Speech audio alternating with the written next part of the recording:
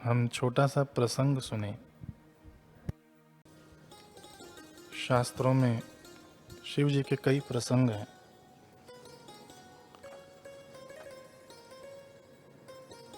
रामचरितमानस वंदना करते हुए कहते हैं गोस्वामी तुलसीदास जी कि भवानी शंकरो वंदे श्रद्धा विश्वास रूपिणो। श्रद्धा और विश्वास के स्वरूप श्री पार्वती जी और श्री शंकर जी का मैं वंदन करता हूँ। पार्वती जी श्रद्धा के प्रतीक हैं और शिव जी विश्वास के प्रतीक हैं।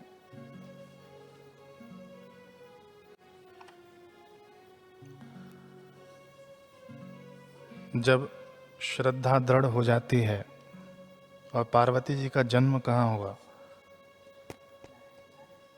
पर्वत। पर्वत यानी अटल। श्रद्धा हमारी अटल हो। और पार्वती जी के माता जी का नाम क्या? मैना। मैना यानी मैं नहीं, अहंकार शून्य हो। श्रद्धा ऐसी हो कि अटल हो और उसमें मैं पने की गंध न हो, तो ये शिव को समर्पित हो जाती है। इसीलिए गोस्वामी तुलसीदास जी कहते हैं कि वंदे भवानी शंकरो श्रद्धा विश्वास रूपिणो।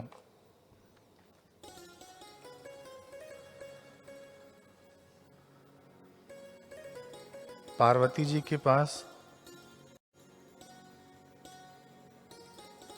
सनकादिक गए हैं।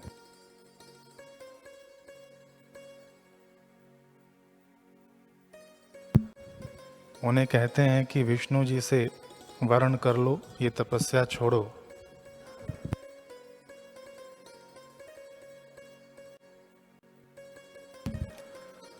सप्तऋषि गए हैं पार्वती जी के पास प्रस्ताव लेकर कि विष्णु जी का वर्ण कर लो, शिव जी में क्या रखा है। और नारद तो ऐसे ही हैं। तो पार्वती जी ने उन्हें दो टूक सुना दिया कि वरहूं तो शंभु न तो रहूं कुंवारी, और मैं अपने गुरु के विषय में नहीं सुन सकती। विष्णु जी भी आए हैं शिव जी के पास कि अब आपको श्रद्धा का वर्ण कर लेना चाहिए, पाणी ग्रहण कर लेना चाहिए। वही सती ही पुनर्जन्म लेकर पार्वती होकर आई हैं, उनका ग्रहण कीजिए। शिव जी राजी हो गए।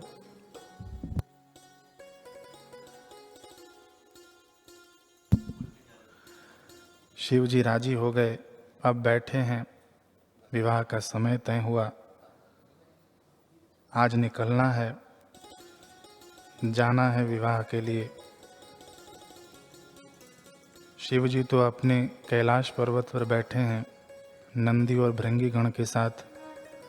कोई तैयारी नहीं, ऐसे राह देख रहे हैं कि कोई आएगा और उन्हें तैयार करेगा, दूल्हे को सजाएगा।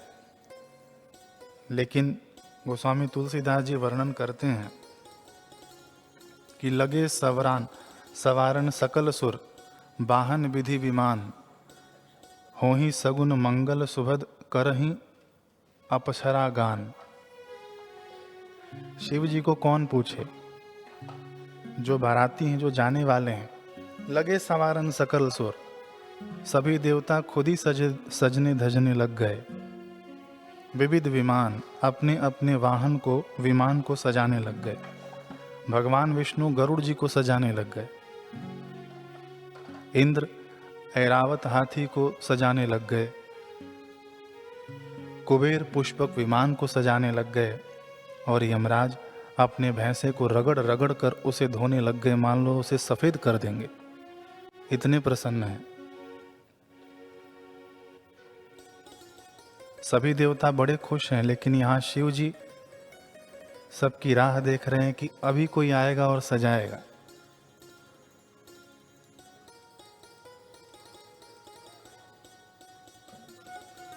शाम का समय, गोधूली के समय विधि का निश्चय किया गया है कि गोधूली के समय विधि की जाएगी।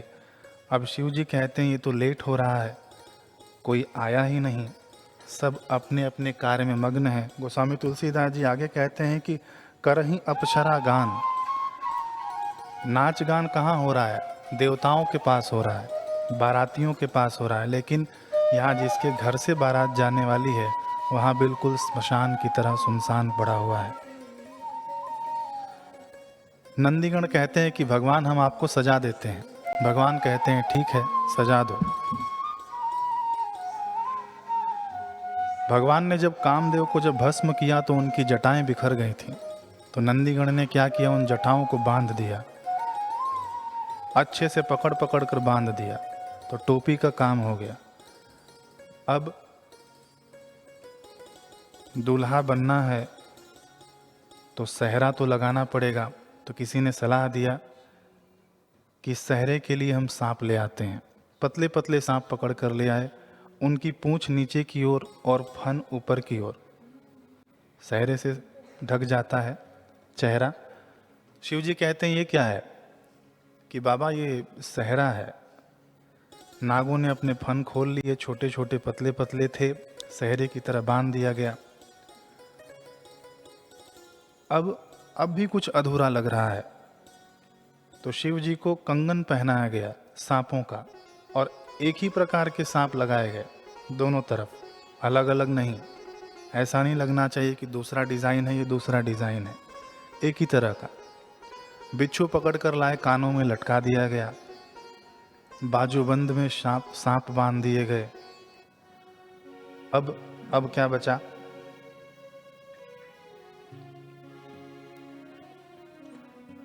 कि अब थोड़ा पाउडर लगा दिया जाए। सजा रहे हैं, मेकअप कर रहे हैं, थोड़ा पाउडर लगा दिया जाए। तो नंदीगण गए, स्मशान से भस्म ले आए। उस समय के लिए वही पाउडर था, पूरे शरीर पर लगा दिया, भभूति रमा दी। वासुकी नाग को पकड़कर यज्ञोपवीत की तरह बांध दिया गया। फिर भी अब कमी है, तो गले में माला तो होनी चाहिए। भृंगीगण गए, कंकाल उठा कर ले आए और पतले से सांप को उसके अंदर लपेटकर उसकी माला बना दिया और उसे शिव जी के गले में पहना दिया। अब शिव जी तो रहते हैं दिगंबर, वस्त्र नहीं, तो महाराज ऐसे विवाह में कैसे जाएंगे आप? आज तो कम से कम आप वस्त्र लपेट लें। हाँ हाँ ठीक है, जो पहनाना है पहनाओ। तो जिस पर आप बैठते हैं उसी को लपेट देते हैं। भगवान शिव को वागंबर लपेटा गया, लेकिन वागंबर कैसे लपटे? एक सांप को पकड़कर लपेट दिया गया और उसे निर्देश दिया गया, कुछ भी हो जाए तू अपनी पकड़ छोड़ना मत, ऐसे ही रहना जैसे तुझे बांधा गया है। अब यहाँ शिव जी तैयार हो गए। अब वाहन की बारी आई, तो किस पर बिठाया जाए? कईयों ने चर्चा किया कि अब भगवान भोलेनाथ हैं, जाएंगे तो किस पर जाएं? तो गरुड़ जी को बुला लिया जाए या ऐरावत को बुला लिया जाए या कोई और वाहन की व्यवस्था की जाए। यहाँ नंदी बेचारे खड़े होकर देख रहे हैं कि रोज तो मेरे ऊपर सवारी करते हैं और आज जब बारात की बात आई तो शिव जी किसी पर, लेकिन कुछ बोलते नहीं है नंदी जी।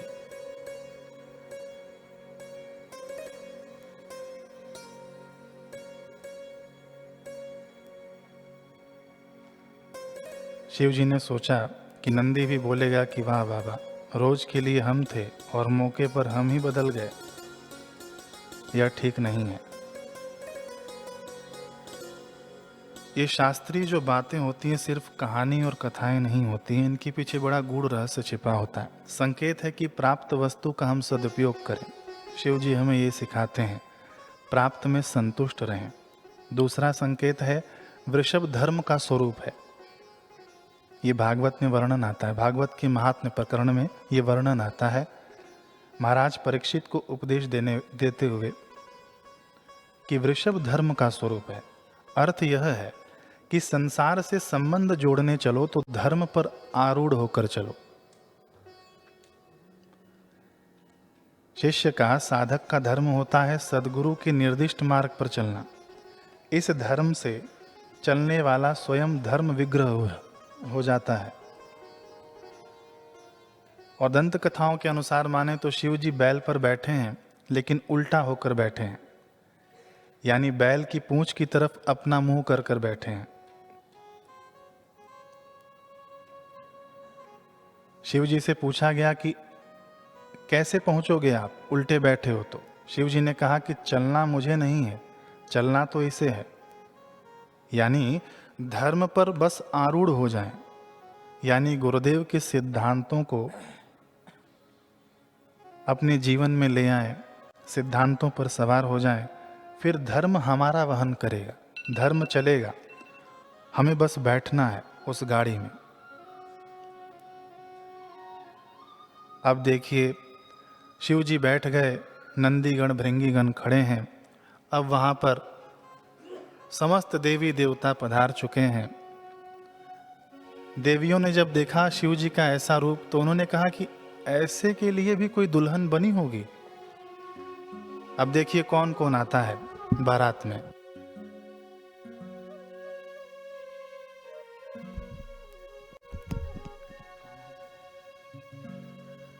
डमरू को सुनकर जी कान्हा जी भी आए,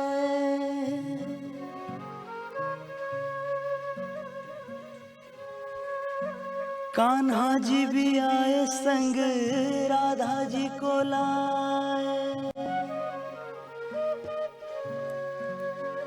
हो डमरू को सुनकर जी कान्हा जी भी आए, कान्हा जी भी आए संग राधा जी को लाए। वहाँ सखियों का मन भी मगन हो गया, सारा कैलाश पर्वत मगन हो गया।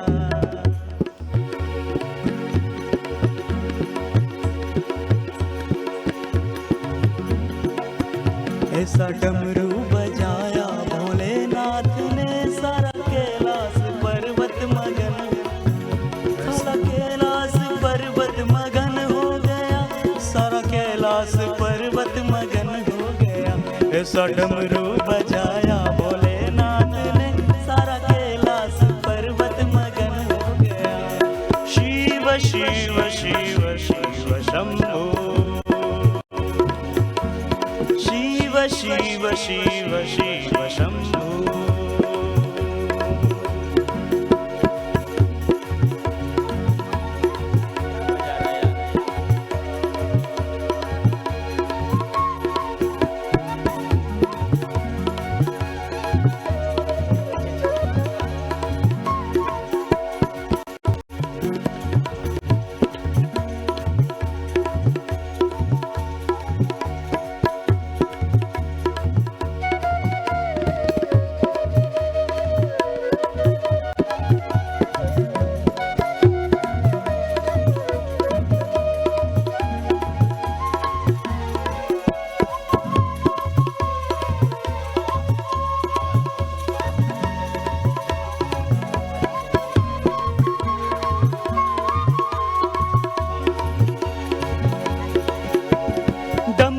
सुनकर जी ब्रह्मा चले हैं,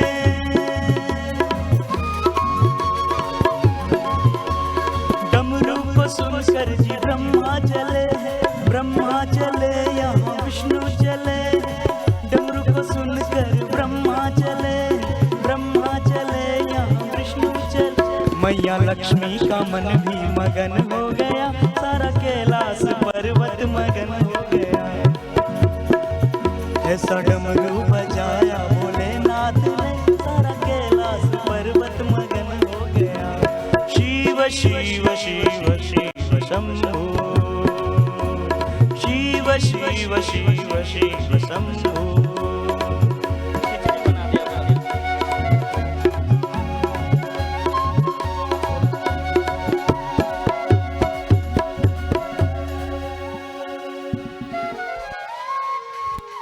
इंद्र आदि देवता पहुँचे हैं, विष्णु भगवान पहुँचे हैं, ब्रह्मा जी भी पहुँचे हैं, सभी पहुँचे हैं शिव जी को ले जाने के लिए। अब शिव जी तो उल्टे बैठ गए हैं,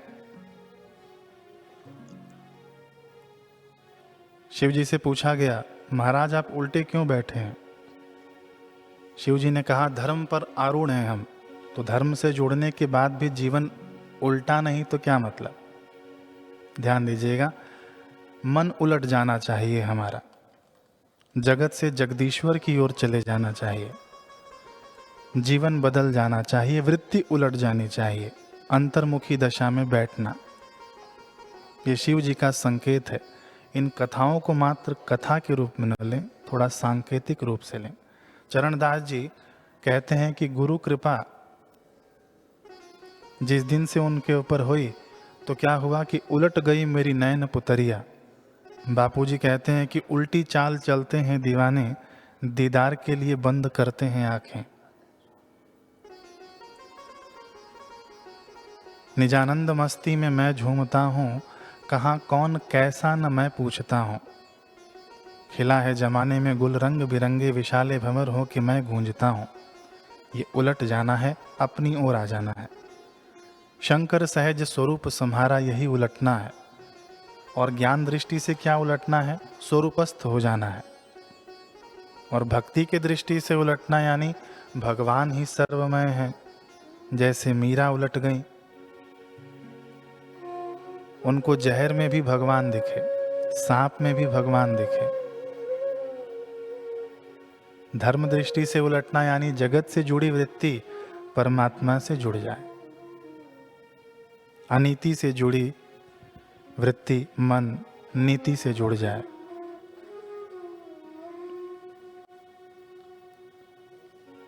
अब इस बारात में विष्णु जी भी हैं। शिव जी ने जवाब दिया कि इस बारात में विष्णु जी भी हैं। विष्णु जी के वे गुरु मानते हैं, तो विष्णु जी पीछे खड़े हैं। शिव जी कहते हैं कि इसीलिए मैं उलट कर बैठ गया।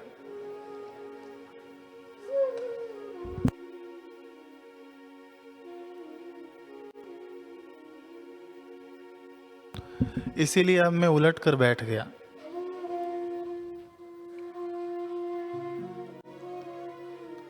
संसार की ओर पीठ करके चला, गुरु की ओर मुख करके चला। हम सदैव गुरुमुख रहें, दृष्टि में हमारे गुरु जी रहें। ये संकेत है शिव जी का उलट कर बैठना।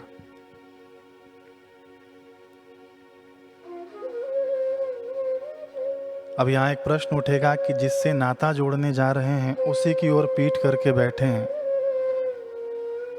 तो शिव जी कहते हैं यही तो कला है, जगत से संबंध जोड़ो लेकिन दृष्टि में गुरु हो, दृष्टि में हमारे इष्ट हो, दृष्टि में हमारे भगवान हो। अब देखिए दूसरी ओर विष्णु जी क्या करते हैं। विष्णु जी को तनिक विनोद सूझा। उन्होंने देवताओं से कहा कि ऐसी बारात में कैसे काम चलेगा, तुमको तो कोई पूछेगा भी नहीं। विष्णु कहा, अस बिहसी तब बोली सकल दिसिराज। देवताओं से कहा, देखो भाई, ऐसे भी कोई बारात होती है? कोई आपकी इज्जत रह जाएगी देवताओं? अगर इस बारात में गए तो पक्का आपका उपहास करने वाले लोग मिल जाएंगे, आपकी हंसी उड़ाई जाएगी। देवताओं ने कहा, तो क्या करें महाराज? विष्णु जी ने कहा, देखो जो तुमको उचित लगे कर लो। अरे नहीं महाराज, बताइए क्या करें? विष्णु जी ने कहा, अगर अपनी इज्जत बचाना चाहते हो तो यहां से खिसक लो। देवताओं ने कहा, महाराज तो महादेव की बारात में हमें जाने का अवसर जो मिला उसे हम खो दें? विष्णु जी ने कहा, नहीं नहीं, बिलग होकर चलो, अलग होकर चलो। बिलग बिलग होई चलहूं सब निज निज सहित समाज। गोस्वामी तुलसीदास जी वर्णन करते हैं, लगना नहीं चाहिए कि हम बाराती हैं, अलग होकर चलो। देखो मैं भी अलग होकर ही चलूंगा। अब सारे देवता धीरे धीरे करके खिसक गए, विष्णु जी भी खिसक गए वहां से और बारात से बड़े आगे निकल गए और पीछे रह गए शिव जी। शिव जी तो आगे देख नहीं रहे हैं, पीछे देख रहे हैं, तो उनको पता नहीं चला कि सब निकल गए आगे। अब नंदी चिल्लाए हैं, बाबा देखो सब भाग गए, आप कहो तो मैं तेजी से दौड़ कर उनका पीछा करता हूं। भगवान शिव जी कहते हैं कि नहीं, रहने दो। जब विष्णु जी ये देवताओं को बता रहे थे, तब शिव जी उनकी बातें सुनकर मुस्कुरा रहे थे। मन ही मन महेश मुस्काहि, और ऐसा तो जीव वही कर सकता है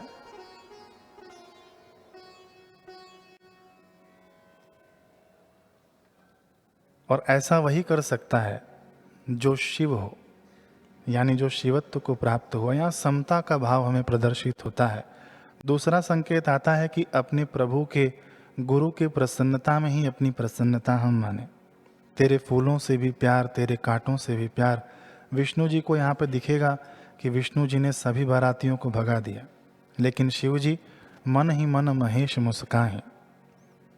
अब बचे सिर्फ शिव जी, वो भी बैठे उल्टे, सारी बारात गायब। अब ऐसे बारात कैसे ले चलें?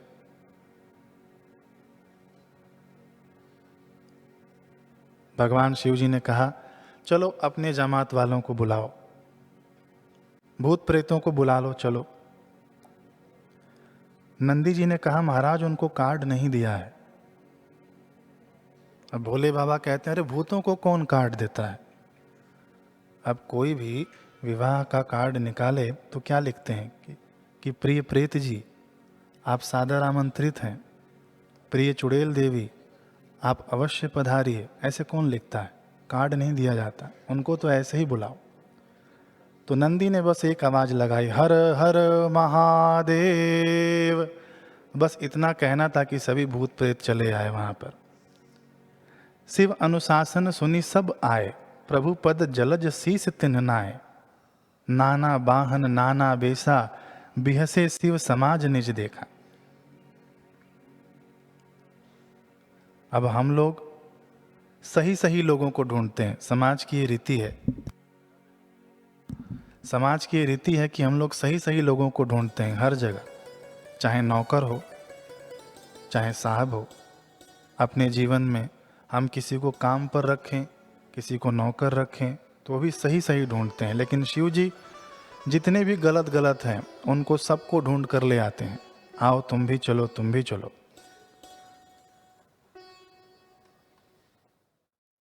जो पूरे हैं उनको तो सभी ले जाते हैं, परंतु जो अधूरे हैं उनको जो ले जाता है उन्हें सद्गुरु कहते हैं। इसीलिए यो गुरु सा शिवः प्रोक्तो।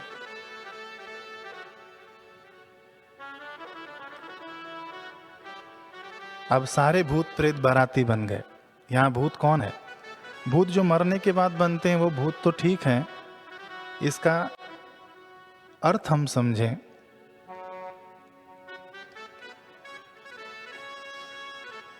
अर्थ है कि जिनका अहंकार गलित हो गया है, जो मर चुके हैं। शिव जी की जमात में वे ही शामिल हो सकते हैं जिनका अहंकार गलित हो गया है, जो अहम शून्य हो गए हैं, जो मर गए हैं।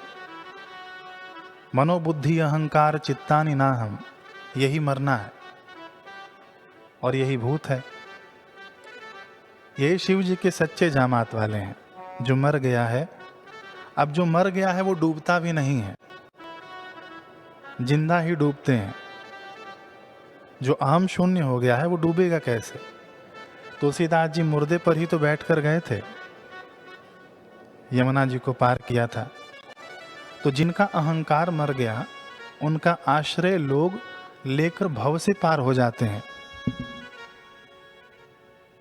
इन कहानी की कथा के पीछे का रहस्य हम समझें। तुलसीदास जी मुर्दे पर चढ़कर गए हैं यमुना जी में, यानी जो मर गया है, जो अहम शून्य हो गया है, लोग उनका ही आधार लेते हैं और भव से पार हो जाते हैं। तो जिसका अहंकार मर गया वही शंकर जी का जमाती बन जाता है, उन्हीं के जमात वाला बन जाता है।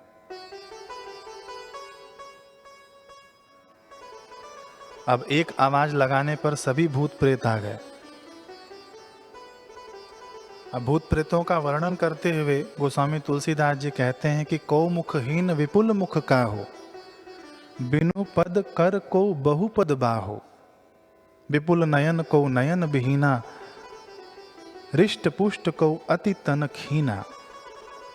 देश विदेशों से भूत आए हैं महाराज, केवल इंडिया के ही नहीं हैं। अब वेस्ट इंडीज के भूत हैं जो केवल हंसते हैं तब पता चलता है कि यहाँ खड़ा है दांत दिखने पर, ऐसे तो भूत हैं। और को मुखहीन, किसी का मुख नहीं है, विपुल मुख का हो, और किसी का इतने मुख है कि गिनना मुश्किल है। बिनु पद कर को, बिना हाथ पैर के कोई, और बिनु पदवा हो। तनखीन को अति पीन, पावन को अपावन गति धरे। यानी कोई बहुत दुबला है, कोई बहुत मोटा है, कोई पवित्र और कोई अपवित्र वेश धारण किए हुए है, भयंकर गहने पहने, हाथ में कपाल लिए है, और सब के सब शरीर में ताजा खून लपेट कर आए हैं। ऐसे तो बाराती मेकअप करके आए हैं। गधे, कुत्ते, सूअर और सियार के से उनके मुख हैं। खर, स्वान, सूअर, श्रीकाल मुख गण बेश अगणित को गने। गणों के अगणित वेशों को कौन गिने। बहुत प्रकार के प्रेत, पिशाच और योगिनियों की जमातें हैं, उनका वर्णन करते नहीं बनता। अब गोस्वामी तुलसीदास जी थक गए वर्णन करते करते कि कैसे कैसे क्वालिटी के प्रेत आए हैं।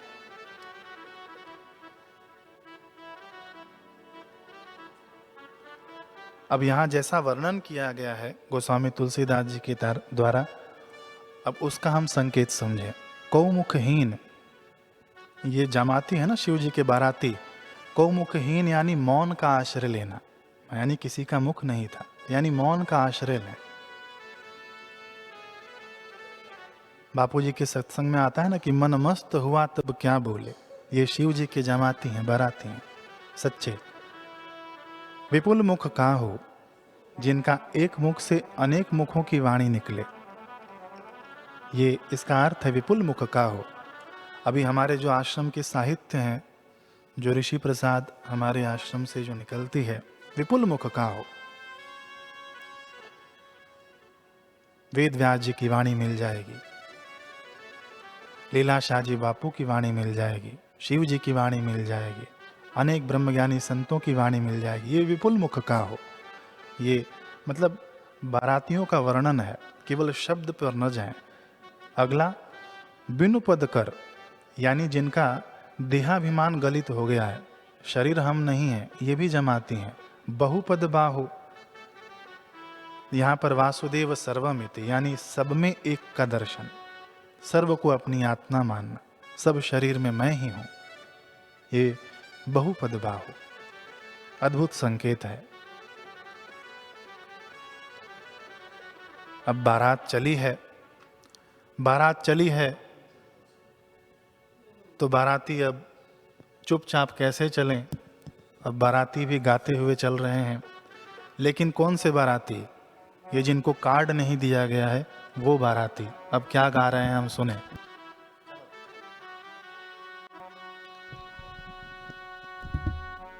बम भोले बम भोले बम भोले बम बम भोले बम भोले भोले भोले बम बम भोले बम भोले बम भोले बम बम भोले बम भोले भोले भोले बम बम भोले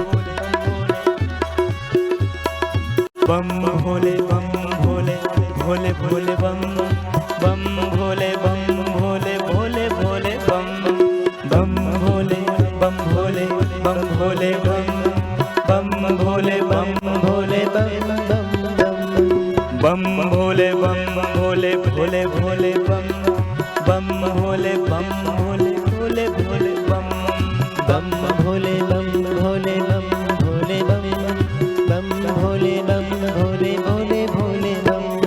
यही वो मंत्र है, यही वो तंत्र है,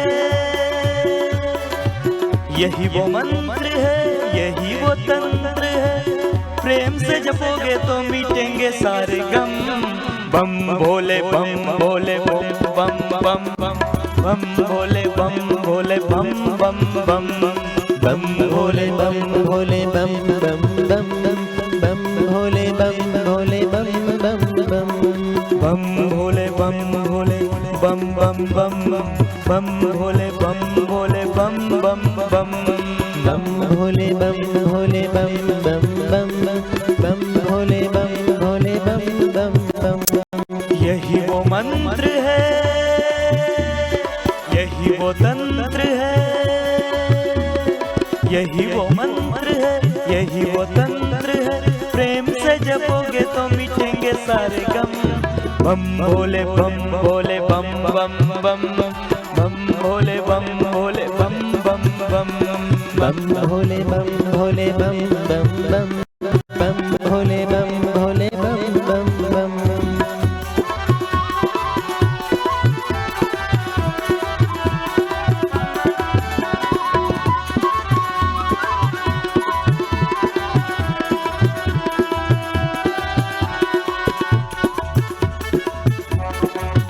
कभी योगी कभी जोगी कभी बाल ब्रह्मचारी, कभी आदि देव महादेव त्रिपुरारी महादेव त्रिपुरारी। कभी शंकर कभी शंभु कभी भोले भंडारी। नाम है अनंत तोरे जग बलिहारी, तोरे जग बलिहारी। शिव का नाम हो शुभ शाम हो, शिव का नाम हो शुभ शाम। प्रेम से जपोगे तो मिटेंगे सारे गम। बम भोले बम भोले बम भोले बम बम भोले बम भोले बम बम बम बम भोले बम भोले बम बम बम बम भोले बम भोले बम बम बम। बगड़ बम बम बगड़ बम बम बगड़ बम बम बम ले रे बम बम बगड़ बम बम बगड़ बम बम बगड़ बम बम बगड़ बम बम बगड़ बम बम ले रे बगड़ बम बम बगड़ बम बम बगड़ बम बम।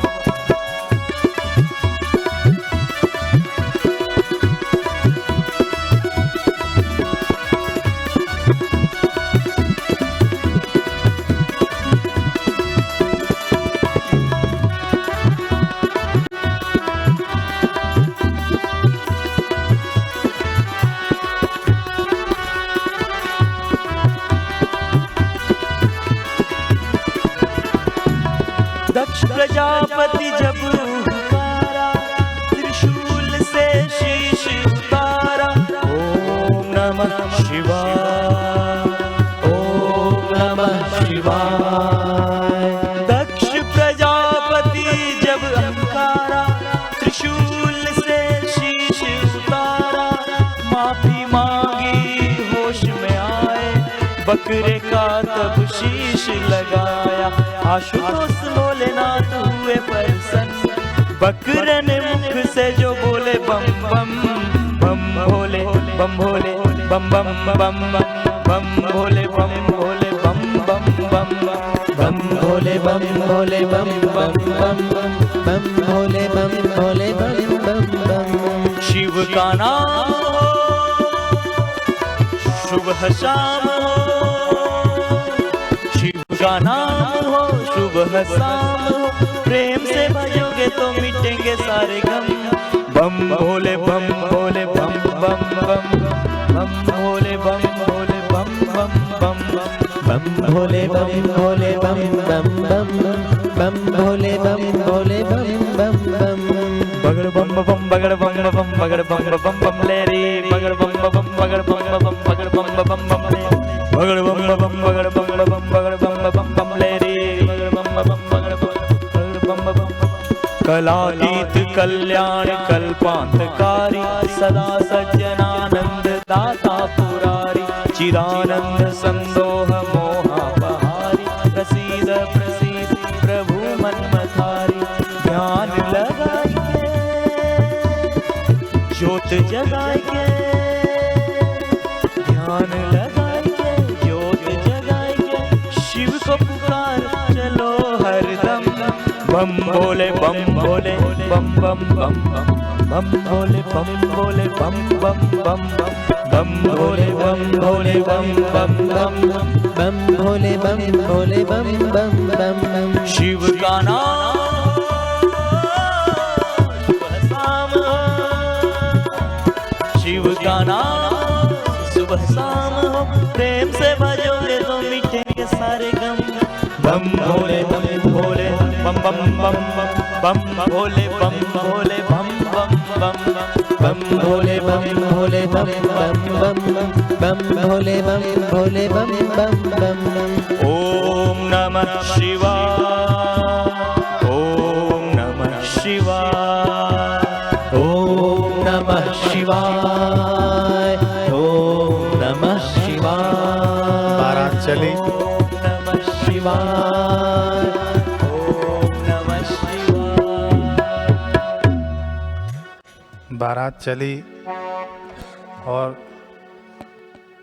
यहाँ पर बारात चल रही है, लेकिन अब आगे की ओर देखें, जो बाराती आगे निकल गए थे वे पहले ही पहुंच गए, पहले ही पहुंच गए। तो जो स्वागत के लिए जो पहुंचे थे वे पहुंच गए वहां पर, और सबसे पहले इंद्र को देखा। इंद्र को देखकर बड़े प्रसन्न हुए कि इतना सुंदर दूल्हा है। इंद्र से पूछा कि कैसे हो दूल्हे राजा?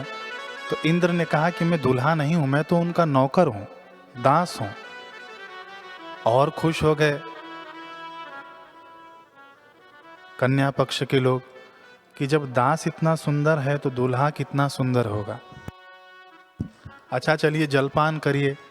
सबके लिए जलपान की व्यवस्था की गई। सबके लिए जलपान की व्यवस्था की गई।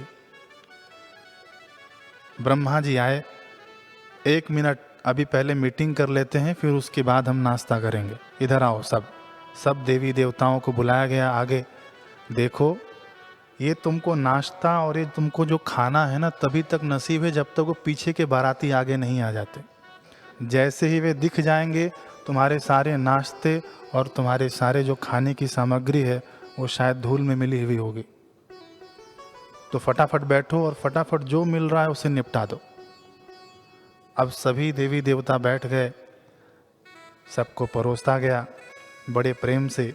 सब पूछ रहे हैं कि दूल्हे राजा कहाँ हैं, कहाँ है दूल्हे राजा? बस आ ही रहे हैं। अब दूर से बगड़ बम की आवाज़ सुनाई दी।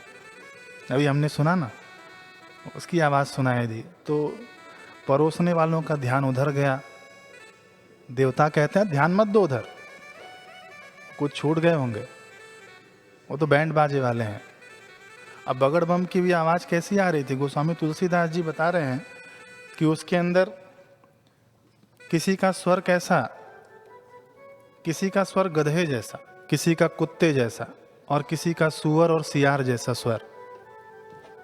अब कैसे बगड़ बम आ रही होगी आवाज़, कल्पना करने वाली बात है। हाँ तो तुम उधर ध्यान मत दो, वो बैंड बाजे वाले हैं, उनको किराए पर लिया गया है। बाराती तो हम हैं, परोसो हमको।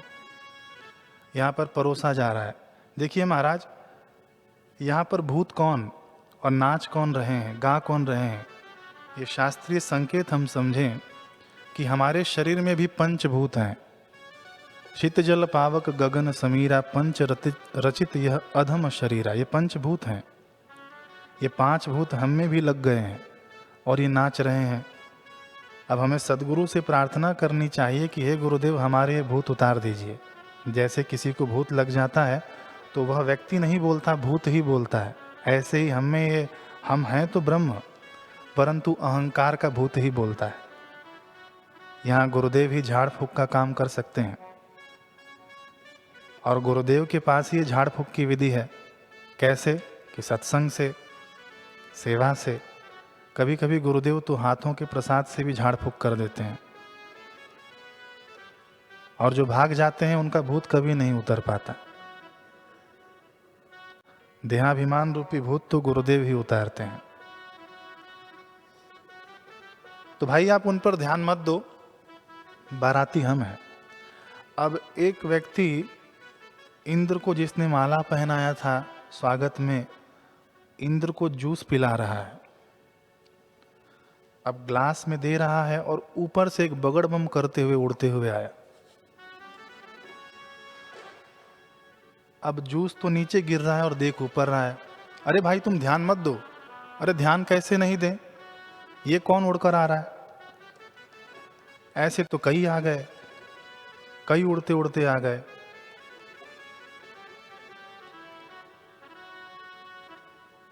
जब आए तो सबने सोचा कन्या पक्ष के कि चलो अब इनका भी स्वागत किया जाए, देखते हैं कौन बचे हुए हैं, दूल्हे राजा तो पीछे ही हैं। तो अपनी अपनी सवारी पर गए, हाथी घोड़े पर गए, अपनी अपनी सवारी पर गए। अब जब बारात निकट आई तो अगवानी करने वाले लोग जो वहाँ पहुँचे थे, सबसे पहले तो जो बच्चे आगे आगे दौड़ते हैं वो बारात देखकर ऐसे भागे मानो पूछो नहीं महाराज।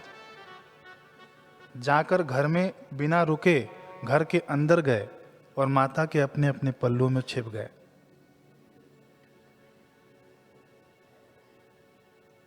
जो हाथी घोड़े पर सवार होकर आए थे, हाथी घोड़े भाग गए, ऊपर का बैठा हुआ इंसान नीचे गिर गया। ये भी वर्णन है।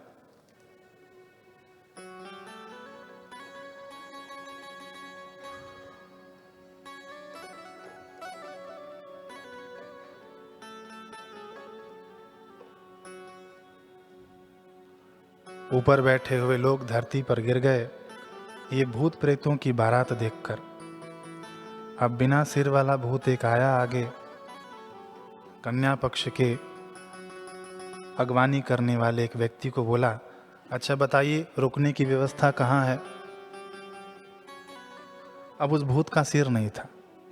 अब उससे कौन बताए कि इस तरफ चलो या उस तरफ चलो। अब वो भूत देखे कैसे जाए। दूसरा व्यक्ति कहता है, दूसरा प्रेत कहता है, भूत कहता है कि अच्छा बताओ खाने की क्या क्या व्यवस्था है। और उसके मुंह विपुल मुख का हो, कई सारे मुख हैं उसके। अब व्यक्ति सोचता है कि ये किस मुख से खाएगा और कितना खाएगा कि इसके लिए कितना परोसा जाए। अब ठीक है चलो, प्रेत लोग तो आ गए, डाकनी शाकनी आ गई। अब हिम्मत करके लोग परोसने के लिए आगे ले जाते हैं, लेकिन कदम आगे ही नहीं बढ़ते। तो एक कहता है कि जल्दी करो, आगे बढ़ो। कहता है कि भाई इतनी जल्दी है तो तुम ही ले जाओ।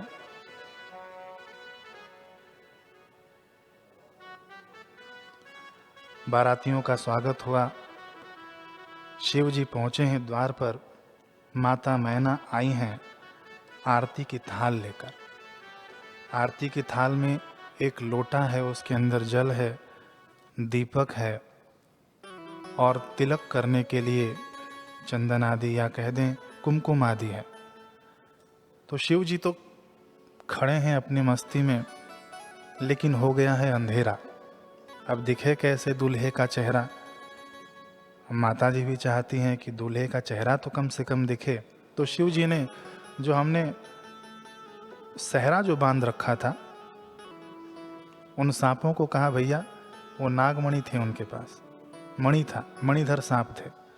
तो कहा कि जरा उजाला करो।